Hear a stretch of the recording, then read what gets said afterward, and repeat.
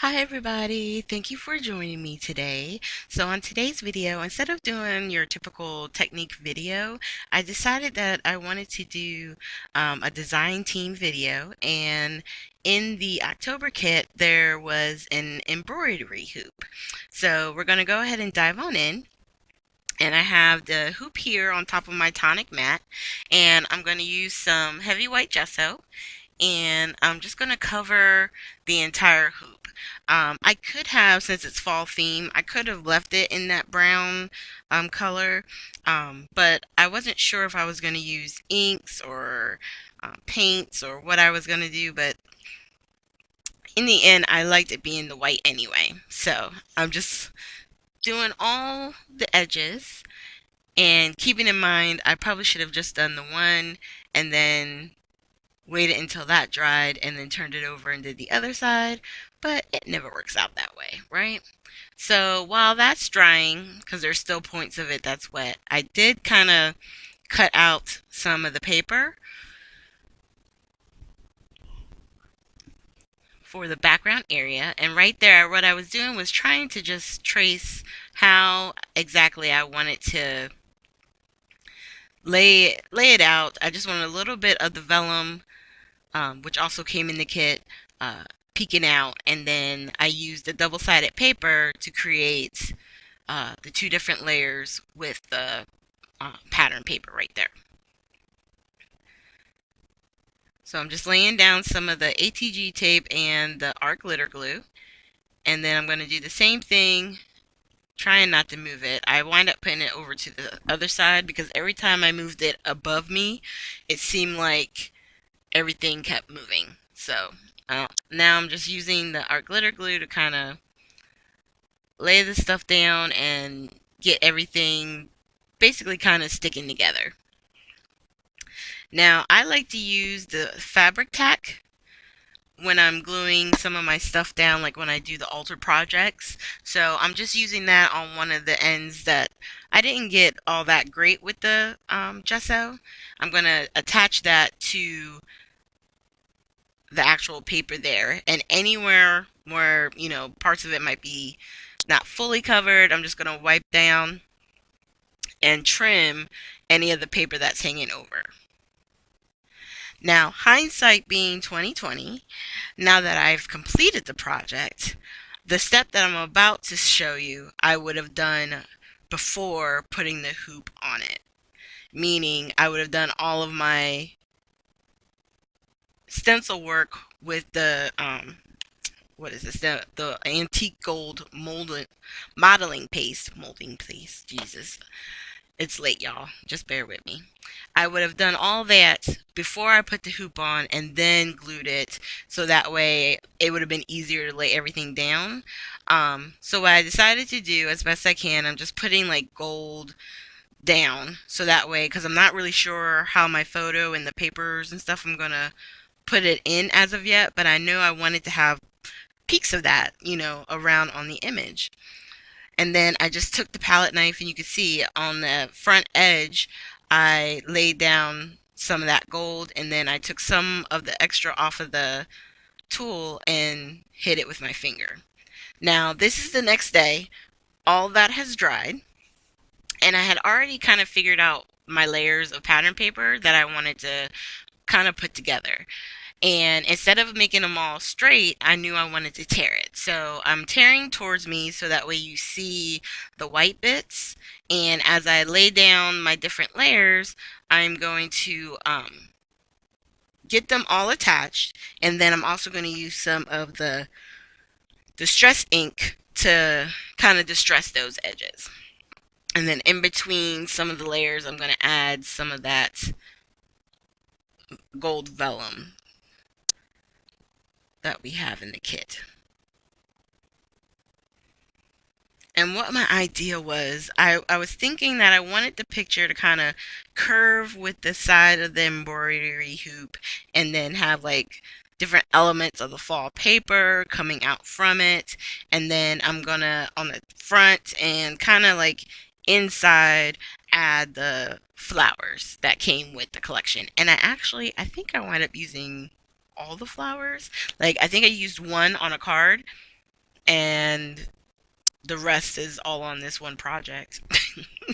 I just wanted to fill it up with flowers. So I used some flowers that we got in our August kit, and I used the blue because, it's fall. So there's a hint of green in there, like that minty, not minty, it's that sagey green. Um, so I am layering this up. And then once everything is attached, I'm going to kind of try and just lift up the edges, just give it a little bit of dimension. And then, like I said, I'm also going to use the Distress Oxide ink vintage photo and just go around the edges, like I said, giving that little bit of distress look.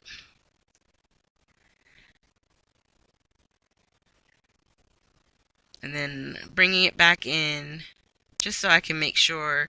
I wind up making it wider than I anticipated, but you can still see some of the gold peeking out. And sometimes that happens even when you're doing a 12 by 12 layout, you do a whole background technique and you may wind up covering the entire thing. The idea of using stuff and doing layers is just to help build up, whatever it is that you're interested in, and giving that texture. I'm also cutting some gold thread.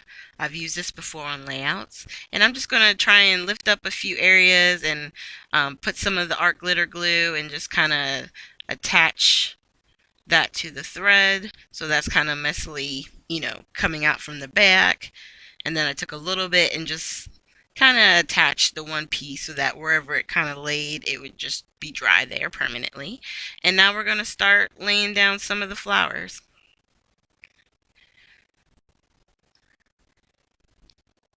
And I will say the benefit of using the fabric tack, or I think in some stores it's got the 3-in-1. That particular glue, it allows you to move stuff around, but once it's done drying, it is secure. It is not coming up. It's almost like using hot glue, but it's wet, so it gives you time where you can move stuff around, shift it around, do what you need to, and it really creates, a nice sturdy project. I think it came out cute. Considering it's my first one. Alright, so we're just laying down the different flowers, and anywhere where I see there's an opening, if I want, I'm going to add some of the smaller ones and just kind of fill it up. So from here, I'm going to let some music play because it's almost done. And I'll come back when we're at the splattering.